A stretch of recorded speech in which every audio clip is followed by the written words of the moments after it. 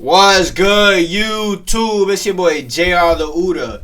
Today, finna be reacting to Killer Mom Thinks She Gotta Wait Until Teen Daughter Turns Her In. The Case of Haley Jordan. If you new, do me a favor, if you're new to the channel, smash that like button, sub up, follow my Twitch. We go live every single day. Let's start this video, man. Let's see what's going on. This footage hides the most disturbing secret. The woman being interrogated is called Elisa McNabney. At first glance, investigators appear to be taking her seriously, giving Elisa their full attention. Okay. But something is not what it seems. The truth is, Elisa McNabney doesn't exist. On February 5th, fuck you mean she doesn't exist? 2002, the San Joaquin County Sheriff's Office receives a call after a man says he's found a dead body on his property. As police examine the scene, they identify the remains as 53-year-old Larry McNabney. Whoa! When police try to locate Elisa and bring her in for questioning, Elisa is nowhere to be found. For the last 10 years, a woman who calls herself Elisa has outsmarted the cops at every turn, using over 38 different aliases, vanishing into thin air. And still, police have no idea who she really is. This mystery woman might have escaped police forever if it wasn't for the courage of one young girl, Elisa's own daughter, Haley. The FBI is asking for help in finding a woman they say is a cold-blooded killer. Her own Super daughter! Just amazingly smart. She managed to live her own daughter, nigga! Close the back door, can't get snaked by my daughter. life without ever using her real name. She always had a sixth sense, knowing that the law by this time is really right on her heels, but she is still one step ahead This of them. bitch is said, crazy! "Kill somebody with this." And I said, "You mean a horse?" She says, "No, a person." Linden, California, February 5th, 2000. There's a person that exists that doesn't, literally. I'm not gonna lie, J-Red, what I think she was doing was having a fake identity. She was making a fake name and stuff like that, you know what I mean? 2002. A horrible crime shatters the peace of this quiet 2002, village, chat. located just 1 hour outside of Sacramento. The address, a vineyard at the corner of Clemens and Fraser. In the early hours of the morning, the sheriff's office answers a call after a man says he's made a disturbing discovery on his property. Whoa. As soon as I got out of the car, I could see what appeared to be a piece of a human body sticking out of the ground. On his property? Nah, I would have been tight. And I would have been confused. Cause what? Jetta, what's good, twin? We remove dirt off progressively. We can see that it's not just a foot, it's not just a leg, but we have the entirety of a body. The big question is, who was this person?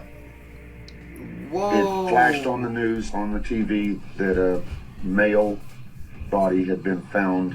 And I called my wife at work and I said, I just have this terrible feeling that that's Larry. Damn. Larry is Larry McNabney, the Sacramento lawyer famous for his TV commercials. If you've been hurt in an accident, the smart thing to do is to hire a lawyer who can take care of business. I can do that. If you've been injured, you deserve competent legal help. Nah, this nigga was rich as fuck.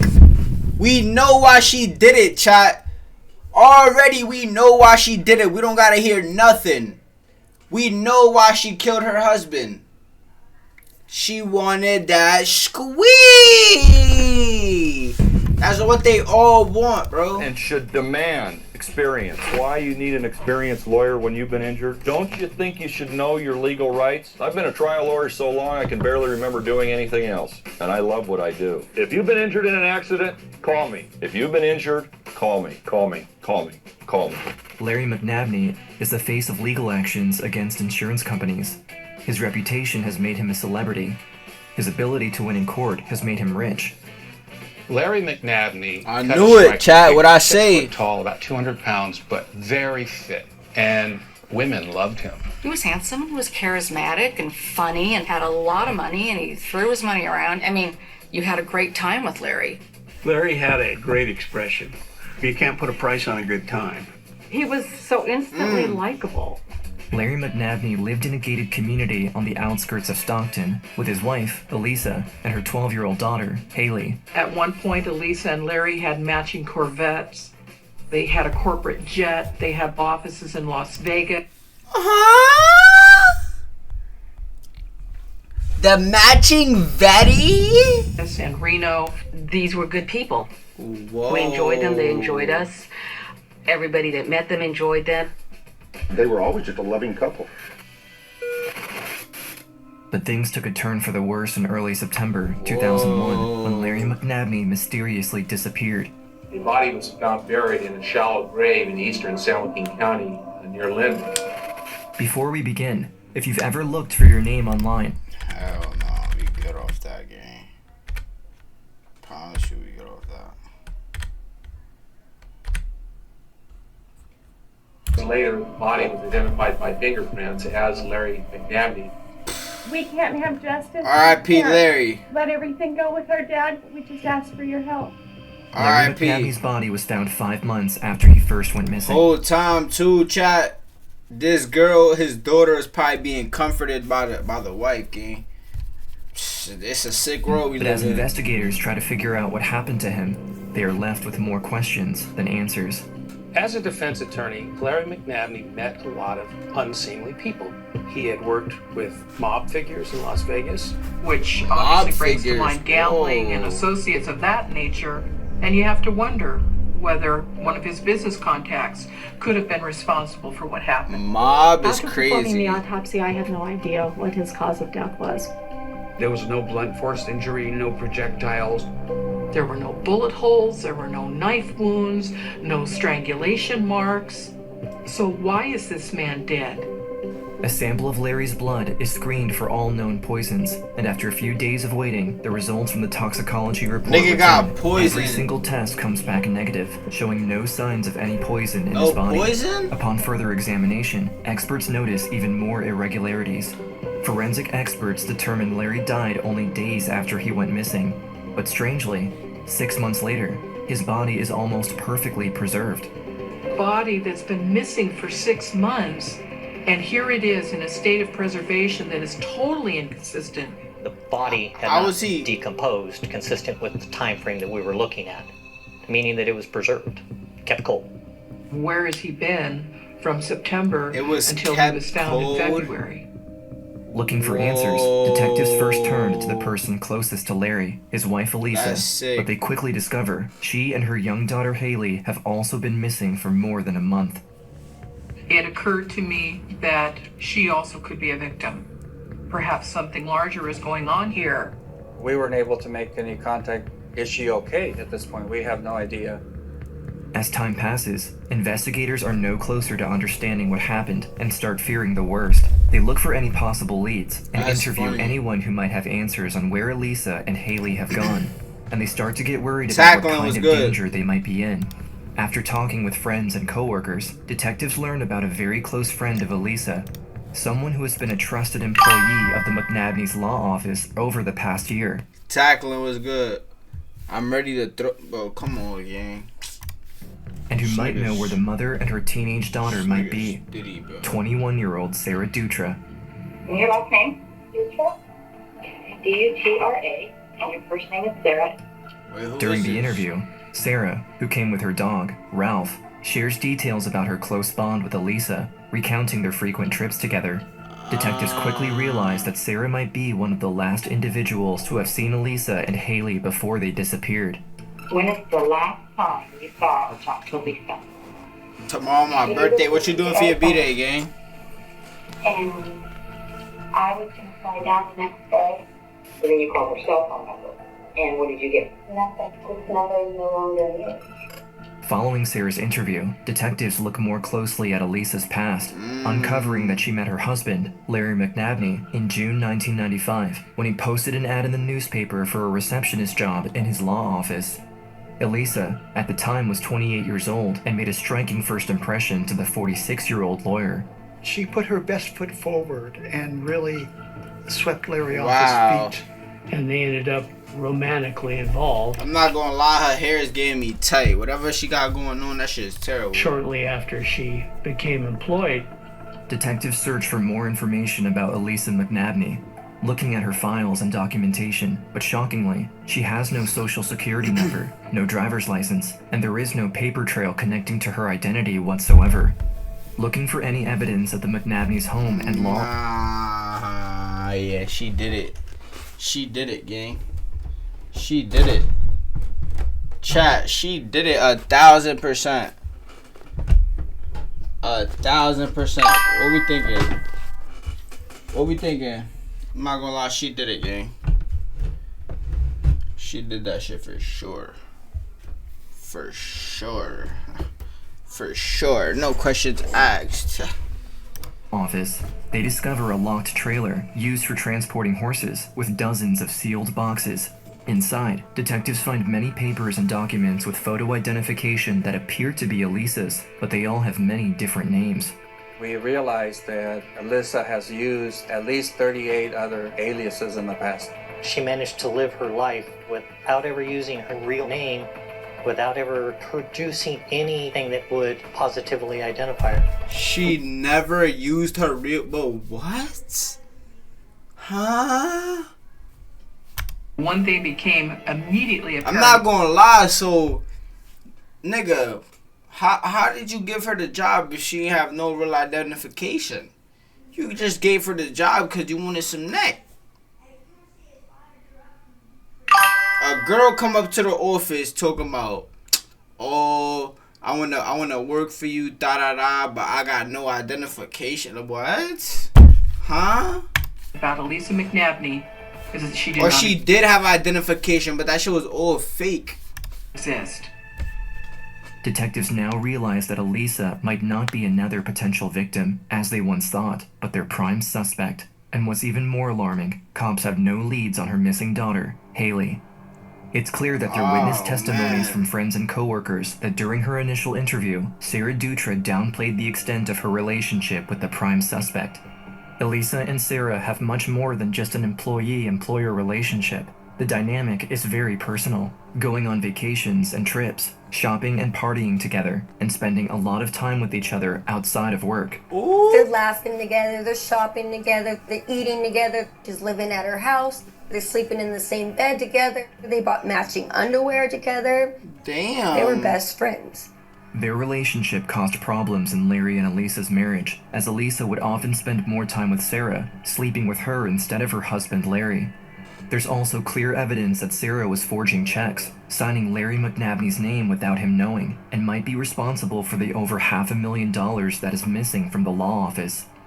Witness testimony... Nah, so they working together, bro. These two little bitches is working together. also indicates that Sarah, Elisa, and Larry were together on the day he was last seen alive.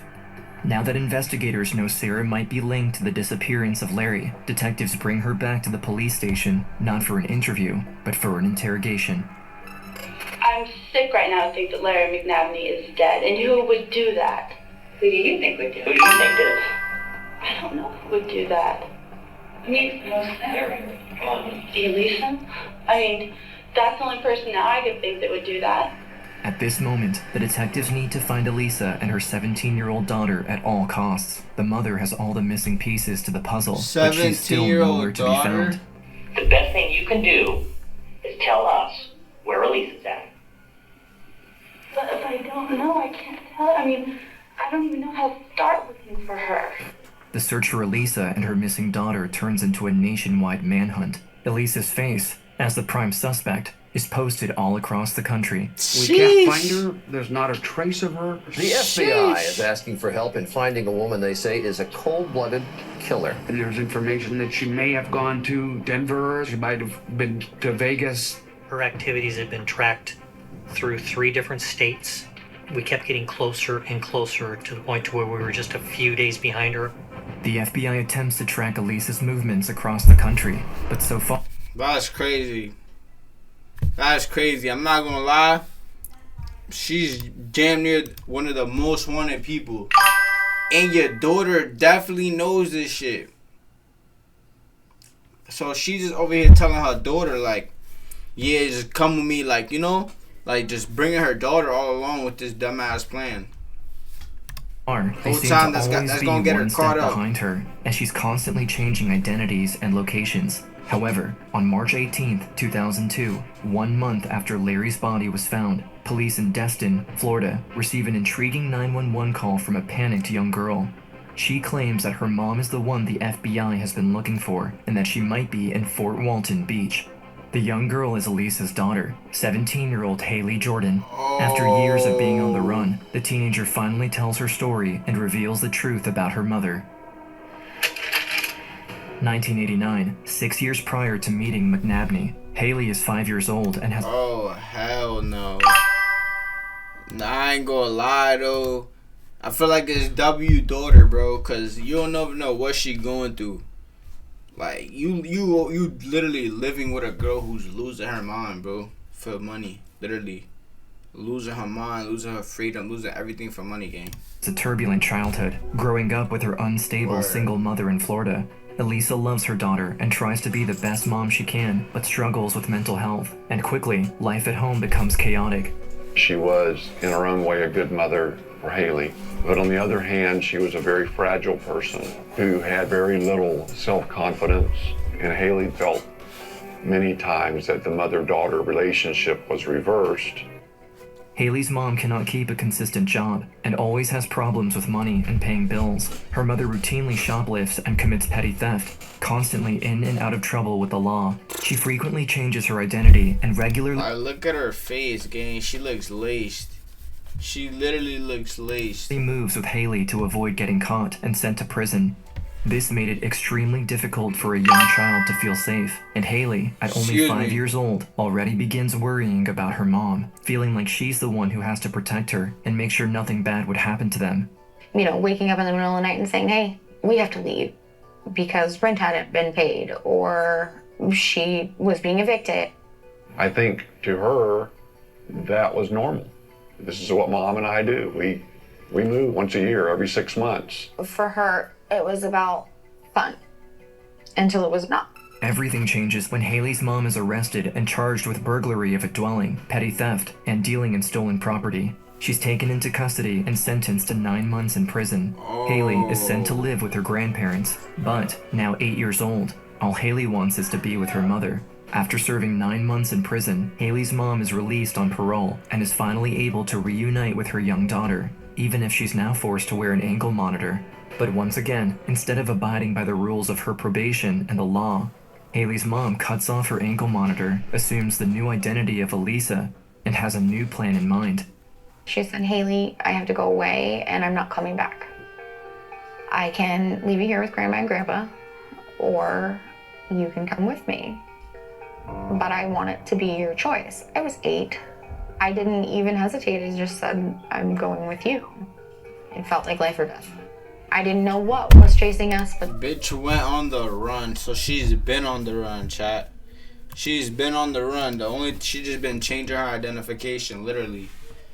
She cut off her ankle monitor, she cut off her ankle monitor. She probably, this is probably when she actually got booked for her real name. Something bad was chasing us. Leaving that very same day, Haley and her mother head for the highway. Elisa drives from Florida, making stops across the country and supporting her daughter by continuing to commit petty crimes. After over a year being on the road, they finally stop and settle down in Las Vegas, Nevada. Elisa decides to get a job, responding to an ad in the paper for Larry McNabney's law office. She had been there maybe a month before the lawyer that she worked for wanted to take her to dinner. When Larry meets Elisa, he is immediately drawn to her. The relationship quickly advances from being co-workers at his business to romantically involved, moving in together within 2 months. And when Haley arrives at his... He did bad, bro. He did bad. He should have did his research. He should have did his research. This caused him his death. Fucking with a bitch that had nothing going on. You fucking with a bitch that got nothing going on and you giving her the world, literally the world and more. This literally caused your death, gang. R.I.P. to you. That's sad, bro. House for the first time and meets Larry. she can immediately feel something is wrong. I met him and he's trying to hug me and I could tell he was drunk. I could smell it. I was very uncomfortable.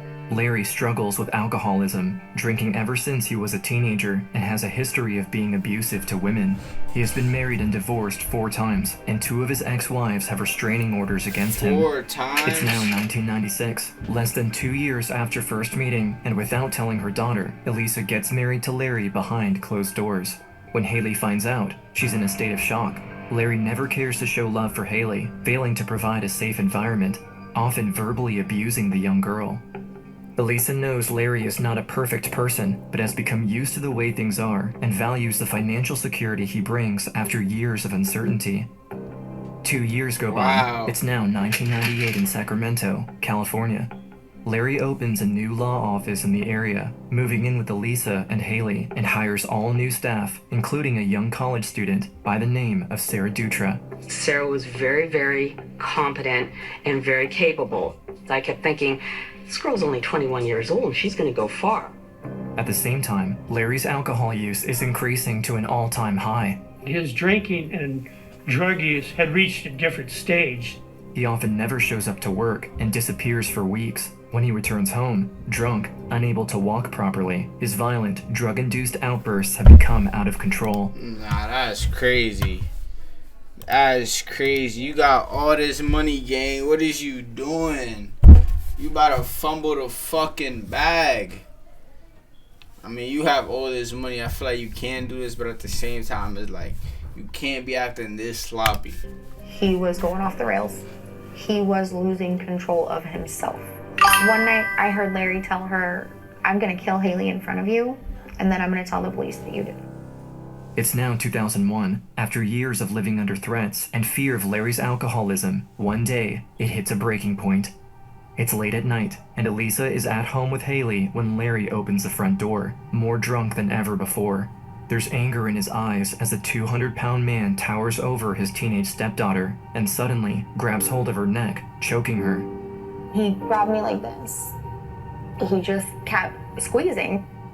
I had never had anyone try to hurt me before. Larry is too strong, and there's no way young Haley can push him off her to free herself. He keeps holding on to Haley until Elisa, in a state of panic, rushes to protect her young daughter, pleading with him to stop. After a moment, he releases Haley's neck. In the past, Larry has been verbally abusive and threatening, but never physically violent towards the teenager. Now, Elisa knows something needs to change.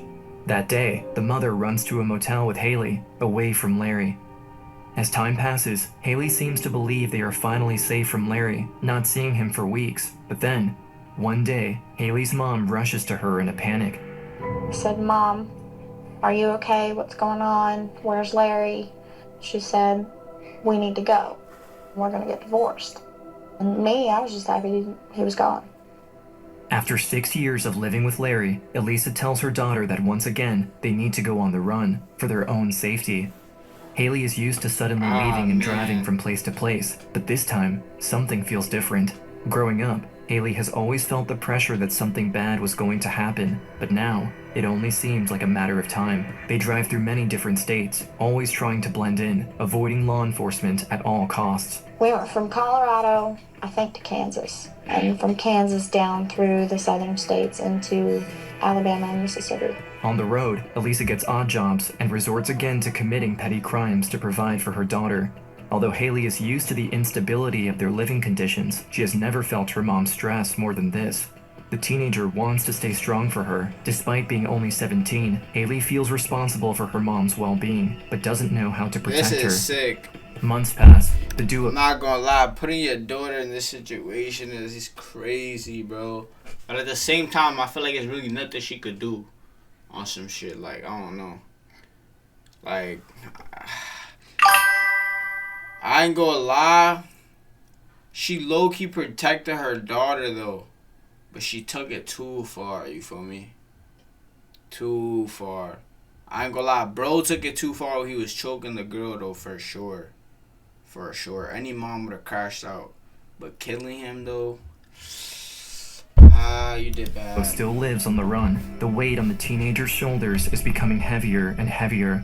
Haley sees her mom go back to her habits of conning people to survive, but still, she avoids answering what they're really running away from this time. With Larry being out of the picture for months, Haley knows it must be somehow linked to this, but she has no idea how terrible the truth really is. Then, one day, the teenager dares to confront her mom. I said, I can't do this anymore. I cannot continue running like this. She was visibly shaken. She was starting to get more anxious than I had ever seen her. Her mom stays quiet. She then proceeds to get off the highway and parks the car on the side of the road, putting her head down, not looking at her daughter. After a long moment, Elisa lifts her head off the steering wheel and turns to face her daughter. And she said, all right, but before I take you back, I need to tell you everything because you need to be prepared. She said, I need to tell you this, but I need you to not freak out. I said, okay. This is fucking nuts. And this she is super said, nuts. we killed him. It kind of felt like everything just white noise. Haley is in a state of shock and can't believe what her mom just revealed to her. After over 37 different fake identities, fraud, stealing, and a life on the run, everything she's been through with her mom starts to make sense, and the 17-year-old girl slowly realizes that the confession is true. Her mother killed Larry. That night, Haley's mom takes them to a hotel nearby. Haley doesn't know it yet, but it will be the last moment they'll spend just the two of them. The next morning, Elisa wakes up Haley and says they are going for a drive. As they drive down the interstate, in a long car ride, tension fills the air. And Haley grows more and more concerned for her mother's well-being. They eventually arrive in Destin, Florida, and Elisa slows the car to a stop near the beach. She looks at her daughter as if this is the last time she will ever see her. In this moment, Haley doesn't want to exit the car. Her mom insists. The teenager reluctantly steps out, and as she turns around, she watches the car slowly drive away. 17-year-old Haley, on the side of the road, is left alone near a friend's place in Fort Walton Beach. Despite That's sick, bro. That's sick. She just dropped her daughter off. I don't know what type of life she thought she was living, honestly, bro. You could just tell she had no parents in her life, no Jesus, you feel me? This is crazy. Having been raised on the run, Haley still has a strong knowledge of right and wrong and struggles with her sense of responsibility. On one hand, she's always wanted to take care of her mom. On the other hand, a man has been killed. But above all, she wonders if her mom is strong enough to keep going with the weight of this secret. Time has run out. Guided by her will to protect her, she walks to a nearby public telephone and calls 911. On March 18, 2002, 41 days after the discovery of Larry's body, Elisa was found walking along Fort Walton Beach in Florida. I was both incredibly relieved. She was found walking by the beach. I'm not gonna lie, you could just tell she had given up. You gotta tell she just had given up, bro. She ain't wanna run no more. She ain't wanna run no more, gang. I'm gonna be honest, she did not wanna run no more. She did not want to run no more. That's understandable though, bro. She been running for like all these years, gang. It's like that she was okay, and horrified that I had contributed to her worst nightmare happening. Elisa is arrested and brought to the police station for an interrogation. The mother doesn't resist, as if this time she was waiting for them to come find her and ready to finally stop running, ready for the truth to come out. We were really kind of surprised because she just opened up. She wanted to talk. What I'm going to start out with is just getting background information to confirm who you are. My full name is Lauren. Laren. Elisa tells investigators about her marriage with Larry and his increasing levels of drug and alcohol use. It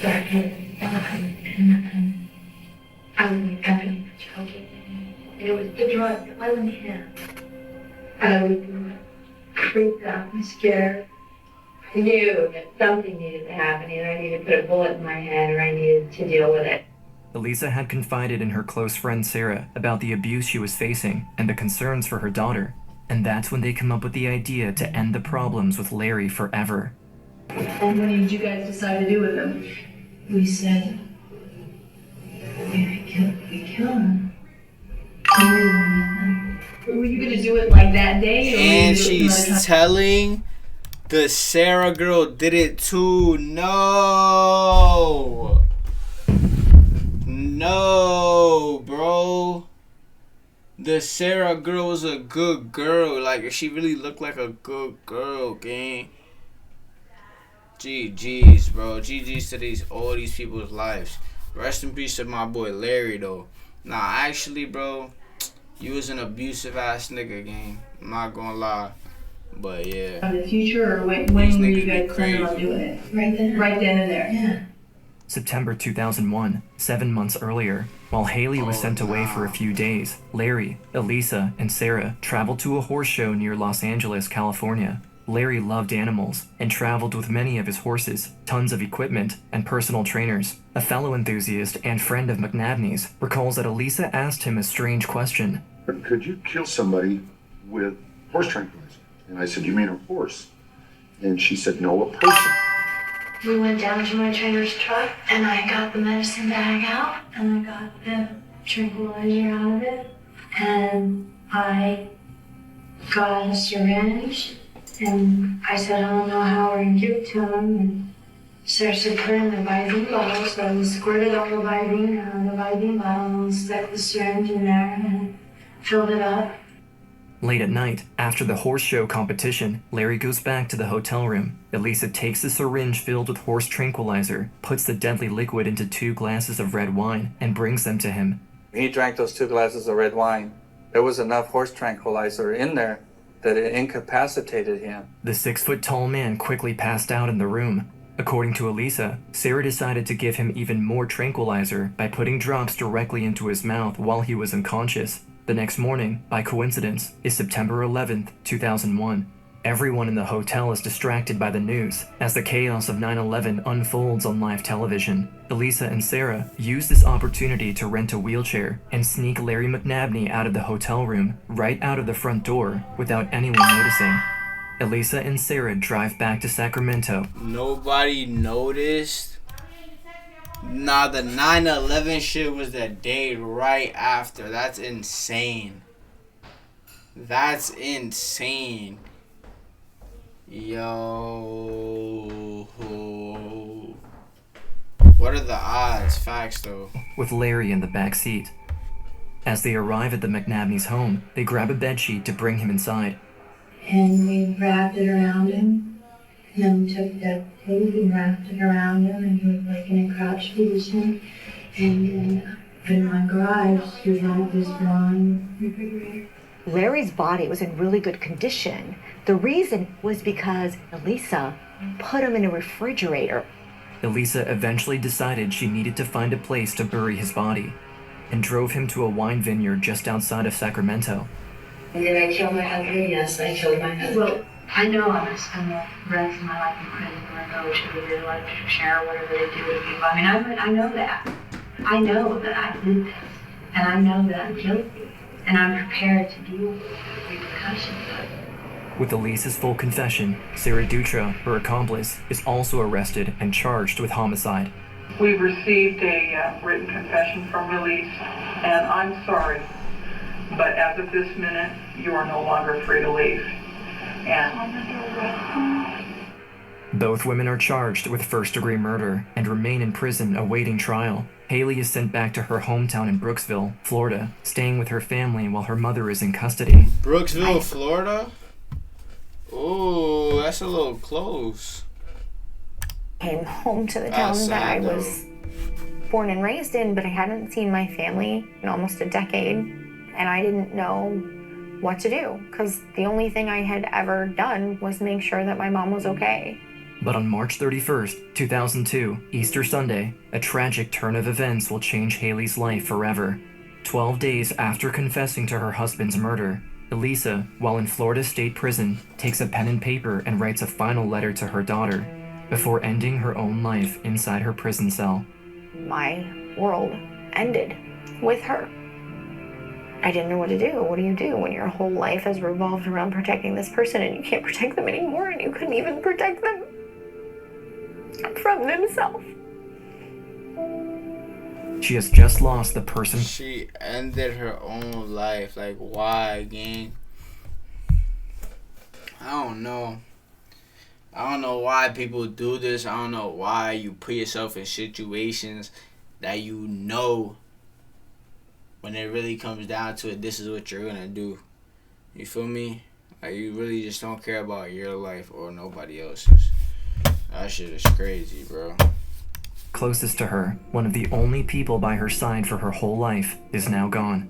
After the death of Elisa, JrTheOota is now the only one on trial for the murder of Larry McNabney. Charged on September 11th of last year with murder. The maximum penalty is death. Even though Haley is heartbroken about the loss of her mom, kinda bad, at only not 18 years lie. old, she finds the strength What's to wrong testify with you, against Sarah toxic and tell her butt? story again in court. This Although nigga there is a lot of always, incriminating bro. evidence, fingerprints, and records of Sarah's involvement in the planning and murder, she is only convicted of voluntary manslaughter and accomplice to murder, with a maximum of 11 years in state prison. As the years go by, Haley struggles to build a normal life for herself, grieving the loss of her mother and dealing with the traumatic events of her life. She only got 11 years? I ain't gonna lie, that's not even like terrible. I'm gonna be honest, that's not terrible for murder. But one thing that keeps Haley That's still going hella and gives her years, the courage to move forward are the words of her mother in the letter she left her. Elisa writes, "Dear Haley, I am so sorry for dragging you through the life I took you through. You can open your heart now and not be afraid you will have to run. The running is over. I am so proud of you. You are so smart and so beautiful, and your heart is so good. In the years that come, if you feel like you can't handle your life, get help. Keep asking. Go to a hospital, go to social services, ask my parents. Just get the help you need. You must promise to tell the truth no matter what someone asks you. If you can try to hang on to my love for you, you will always have it. Don't be ashamed of your past. You can be ashamed of me. I deserve that. I hope one day you can forgive me. You will be a fabulous mother. Your children will be so lucky. You have made my life worth living. Go to your new life with my blessing and my deepest hope for health and happiness. I will always be in your heart. Love, Mom." Haley Jordan has been on a long journey of healing with the help of her mom. That's crazy. I ain't gonna lie, that was crazy, bro. I don't know how I feel about that letter. I'm not gonna lie. There's final words. Over the years, she was able to better her life, going to school and becoming a critical care nurse, helping those in need, and even starting a family of her own. I didn't want them to grow up with the kind of fear and anxiety that I had. I think that I came out on the other side and everything I thought I would never have, a career, an education, kids, I have. While holding on to some of her memories of her mom, Haley refuses to let her past define her, and now provides a supporting and loving home to her children. She's living proof that even through tragedy and loss, you can come out stronger. You have the power to redefine your legacy. You never have to stay in a situation that you don't feel safe or in a situation that you question. You have a right to feel safe, and you have a right to whatever future you're willing to make.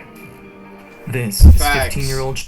Facts, man. But YouTube, if you like this video, do me a favor, smash that like button, sub up, follow my Twitch. We go live every single day. Thank y'all so much for watching this video, man. I'm out of here. Deuces.